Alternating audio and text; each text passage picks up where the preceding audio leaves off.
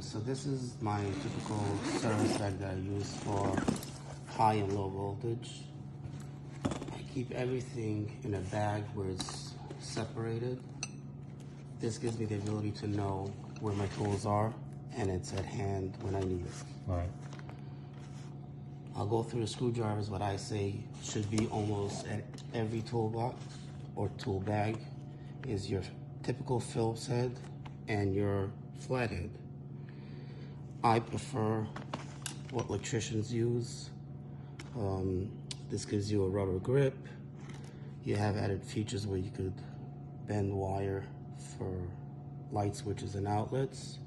That's something we're going to go through in the next course on wiring.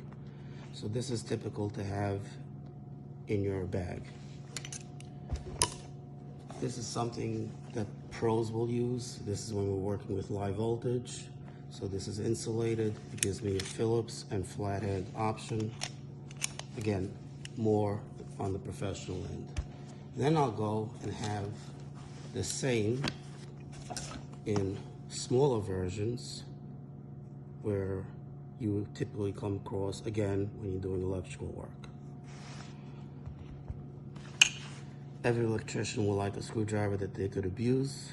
This is the one that I have. It's a larger form, although we try not to, but this is something that we use partially as a chisel / screwdriver. And then we go more to the specialty screwdrivers. This is a number 2 square. Outlets, switches, that's will fit the screwdriver head. Makes things much easier when tightening up electrical connections. And this is the most common Allen key that we use with mag locks. And I keep one on hand for installations and service. This is your wire stripper for BX, so that's the electrical conduit. That's armored shield. This makes life much easier by gripping in it and cutting the armor with the little saw. Again, when we go through the course in electrical wiring, we'll come back to that and how it's used.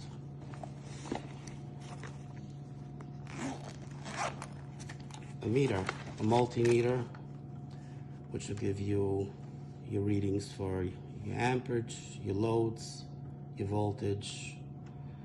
Without it, you don't know what you're dealing with. You must have one when you're working with electricity.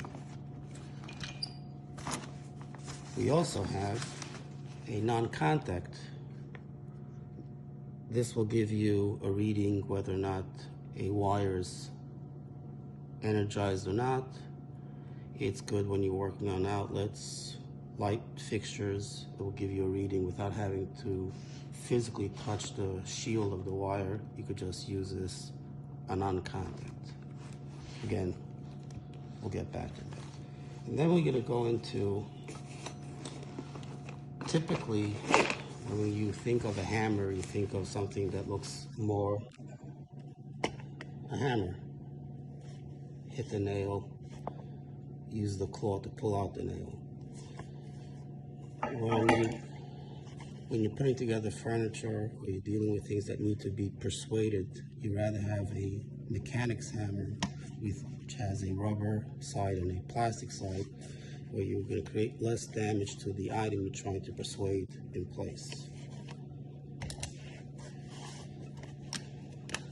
You're doing great, by the way. This is something that I have, a miniature screwdriver.